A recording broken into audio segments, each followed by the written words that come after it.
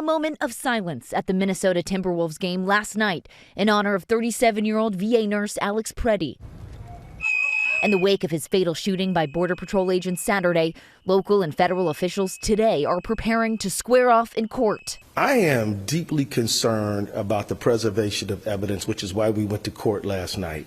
Today, state officials will ask a judge to extend a restraining order, banning federal authorities from altering evidence related to Pretti's shooting. They'll also try to convince a judge to halt the deployment of federal agents into Minnesota after 3 shootings in 3 weeks, including the killing of Renee Good on January 7th. In a new interview, President Trump says his administration is now reviewing everything related to Pretti's shooting and suggests he's open to withdrawing immigration officials from Minnesota, saying, "At some point, we will leave. We'll leave a different group of people there for the financial fraud." Trump has pointed to a welfare fraud scandal in the state as a rationale for ramping up immigration enforcement. No more Minnesota nights! Protesters gathered in cities across the country yesterday, none bigger than in Minneapolis, where multiple vigils for Pretti were held. Border Patrol officials say the shots were fired Saturday while they were conducting a targeted operation for a man in the country illegally. They claim Pretti approached agents with a 9mm semi-automatic handgun along with 2 magazines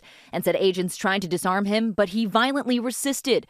But the video does not appear to back up those claims. When someone makes the choice to come into an active law enforcement scene, interfere, obstruct, delay, or assault law enforcement officers, and they bring a weapon to do that, that is a choice that individual made. Homeland Security Secretary Kristi Noem says the officers fired defensive shots. This looks like a situation where an individual arrived at this scene to inflict maximum damage on individuals and to kill law enforcement.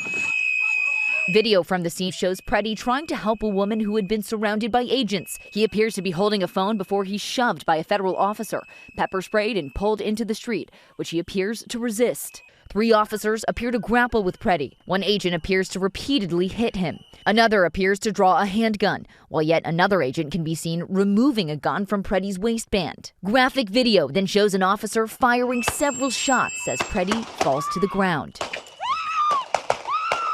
Vice President J.D. Vance blames local leaders for the shooting, saying they have created the chaos so they can have moments like yesterday, where someone tragically dies and politicians get to grandstand about the evils of enforcing the border. Administration officials say protesters have attacked agents multiple times, locking agents in a restaurant and even allegedly biting off part of an agent's finger.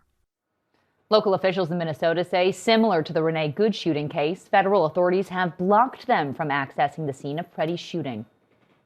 In Washington, a top Republican in the House now says President Trump should consider pulling ICE out of Minnesota.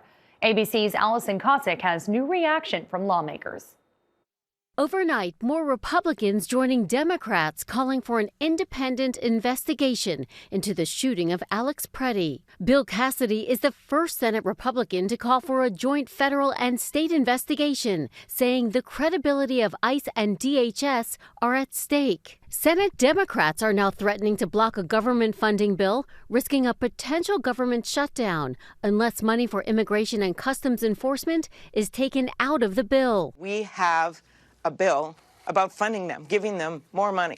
I'm not voting for that, and I didn't vote for tripling their budget over this summer. One of the most powerful House Republicans, Congressman James Comer, a Trump ally, is suggesting a possible ICE pullout from Minneapolis. If the mayor and the governor are going to put our ICE officials in harm's way, and there's a chance of losing more, innocent lives or whatever, then maybe go to another city and let the people of Minneapolis decide. Attorney General Pam Bondi has sent a letter to Minnesota Governor Tim Walz, giving conditions for ICE to leave Minnesota, including letting the Justice Department access the voter rolls. She accuses Minnesota of having out-of-control fraud and being a safe haven for illegal aliens that implicates election security. Governor Walz firing back, saying Bondi should work on releasing more of the Jeffrey Epstein files.